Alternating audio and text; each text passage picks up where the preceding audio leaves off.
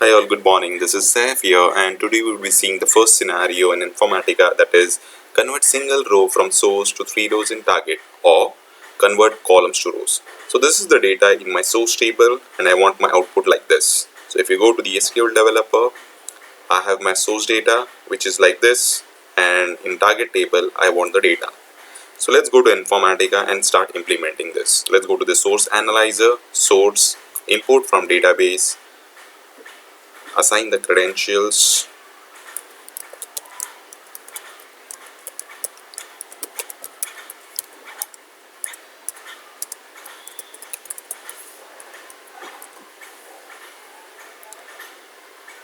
and bring in your first source structure, that is scenario1 underscore source. Similarly, go to target designer and import your target structure.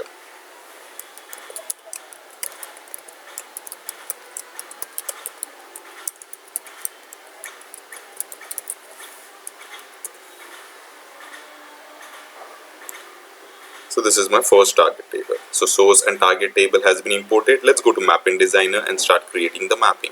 So let's drag the source. As soon as we drag the source, it will ask for a mapping name. Let's give a mapping name. This is my scenario 1, and I am converting column to rows. So let's pull in my target. Okay, now this scenario can be achieved in couple of ways, so we will see both the ways. Let's go with the first option. I'll create an expression transformation, and here I would be dragging column 1. In the second expression I would be dragging the column 2, and in the third expression I would be dragging the column 3. So I would be requiring 3 expressions. So what I would do, I would link my column 1 to the first expression, I would drag it, and similarly drag it to the third expression. Now what I'll do, I'll select my target, Control C, and I'll paste twice. Why? Because I need 2 instances of my target table. Ultimately the data would be written to the same target table, but it is just we are creating the copy of the target instance, and just link it appropriately. Has been linked. Save your mapping, check your mapping is valid or not. Looks good. Copy the mapping name, come to your workflow manager, and let's create a new workflow. Let's follow the naming convention, and let's create a task, that is a session, and associate your mapping to your session. Now let's link this. Do a double click. Now in the mapping tab we need to provide source and target connection names, as we would be using parameter file. So let's prepare the parameter file. So the syntax is, it will have first the folder name. So let me take this, my folder name. Then we will have workflow colon workflow name. So my workflow name would be workflow, edit, Control C and Control V. Then I will have my session name. Let's do a double click over here, rename this, and let's copy, and I have my session name over here. So this is the syntax that is we need to follow, that is folder name, workflow name, and session name. Now source and target connections I need to parameterize. Let's do a double click over here, go to the mapping tab, let's click on source, and if you click over here and use connection variable, now we have this connection variable which you would be using. So I would say this is underscore source. Now here I need to provide the value, so the value would be this. So let me click on override, and let's copy this and paste this over here. So it's done. So what I would do is, in spite of hard coding this, I would parameterize this. Let's go over here and let's paste this. So source has been parameterized. Similarly I would be parameterizing my target. So let me overwrite this, Control C and Control V. So this would be this would be almost same, just I need to replace my src with my tgt. So this is done. Let's copy this, and let's come back over here and assign the connection variable name for all the 3 target instance. You can use a shortcut, right click, apply connection value to all instances. Just cross check whether it has been applied or not. Yes, so I can see all. Now what I would do, change bulb to normal. So again apply this attribute to all instance. I would be inserting the data only. Again apply this connection to all instance. No delete. Again apply this connection to all instance. And I would be truncating the data if there is any data available in my target table. Just cross check. So if you see, all the properties has been applied as it is which you are requiring. Now the last thing is, what we need to do is we need to go to the putty and we need to create a parameter file. So I'm in this path. So if I do ls-nt, I can see two parameter files. I'll create one parameter file with the name of batch 37 scenarios, and whatever stuff I have prepared, so I'll just copy this and I will insert this, and let's do save and quit. So if I do ls-ltr and if I do cat, I should find my file. So the last line is coming. Maybe in the next time I'll remove this. So let's copy this path, go to the workflow, edit, go to the properties tab and just paste this. And at the end, what you need to do is you need to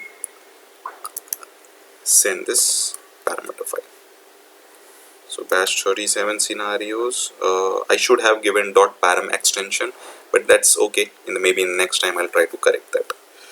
Okay, and save this. So it looks valid. Let's execute this workflow. Let's come to the monitor tool. This is running. Now it has failed. Let's see why it has failed. Let's try to get the session log. Now we are unable to get the session log. Let's try to get the workflow log, and let's try to see E for error. It is saying missing initial value for dollar connection underscore source. Maybe my source connections which I have assigned looks not to be good. So $db connection underscore source. If you see over here, let me again say cat bash. So if you see batch 37, so that is missing. Maybe that could be the reason it's not coming in full. And also I'll just rename this and I'll do all the changes which were. So what I'll do, I'll just move this to .param. So that is the first change. And let's go into this file again and go to the insert mode. So I'm missing this folder name which has been assigned incorrectly. So let's go to the notepad. So let me copy this again from here. I don't know how it missed, but that has missed. So now it is there. And also what we had the last line. So let me remove that last line as well. I'll press TD. Okay, so that's done. So :wq save and quit. Present working directory. Now let's do catch param. Looks good. So I just need to replace this parameter file name, or else again it will throw an error. So let's go to the properties tab and let's go to the end and let's change this. That's done. Okay, and let's save this. Let's re-execute this flow again and let's see what happens. Come to the monitor tool. Now it is succeeded. Now let's see the source and target statistics. So if you'll see, one record has been read, but each column has been sent to 3 target instances, which is nothing but the same table. So let's execute this query in the target table. Now we can see the data. So this is the first approach wherein we are using multiple expression transformation, but this does not look a good scenario. Why? Because if there are 100 plus columns, or maybe 200, maybe 500, at that moment of time I'll have to use so many expression transformations which will degrade my mapping performance. So let's see another approach to achieve the same result sets. So let's drag the source again. Let's say scenario 1A, and let's give the same name, that is column to rows, but here I would be using my normalizer transformation to achieve this. How? Let's see. Source, and let's bring in my target table. Done. Now if you go over here, so I need to use a transformation called normalizer. So naming convention NRM, and I would be creating multiple columns. Now if you drag this ports into normalization, it won't allow. If you see this message, cannot copy a column to this transformation. So what we need to do is we need to go to the normalizer port and we need to create 3 ports. So this is my column 1, this is my column 2, and this is my column 3. So I'll give 1 occurrences because they are coming only once. That's it, your work is done. So just right click, select all and link this. These are my input ports. Now again, if I link this, again I need to. So what I would do, I will create 2 instances of my target table by doing just a simple copy paste as we did in the last approach, and link the column 2 and link the column 3. Save this, copy the mapping name. Let's go to the workflow and create a new workflow.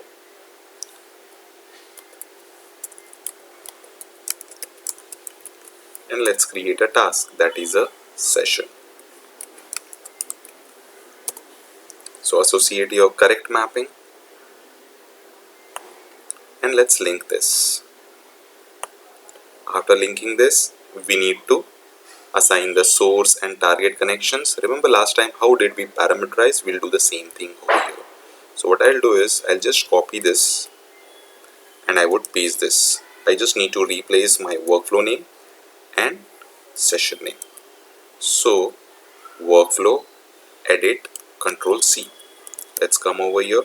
So this is my workflow name and this is my session name. Just remove WF. That's it. So these are my source and target connections which I need to parameterize. Let's do those things now. Mapping tab, source, it should be parameterized with my source connection name.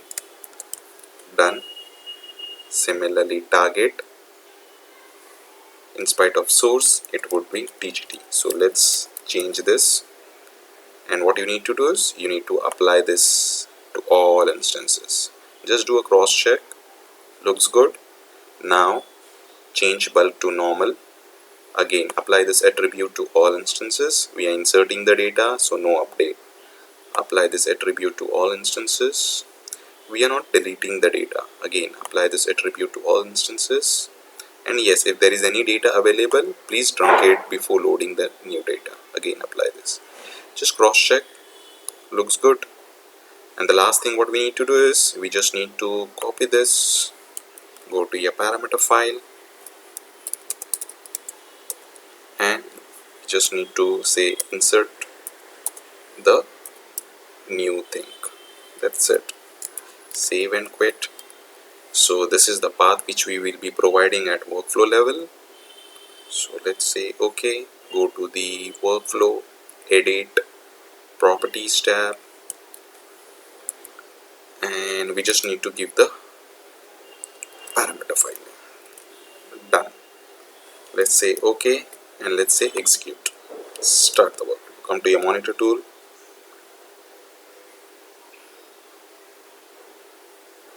Why it is not running?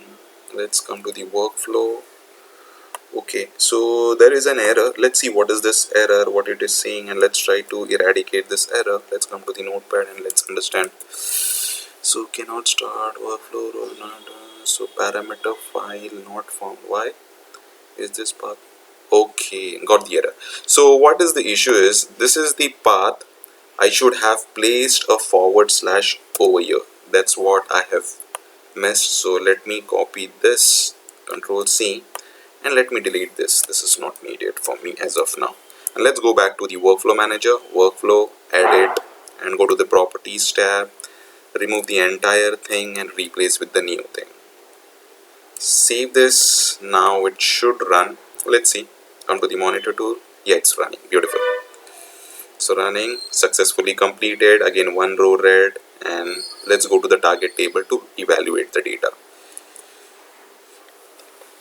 again there is one issue, and that issue is we are not getting the data in string, we are getting numbers. Okay, got it. So what I did is, so from the source we were getting 3 columns as strings, but here I did not change the data type. So let me change the data type to string.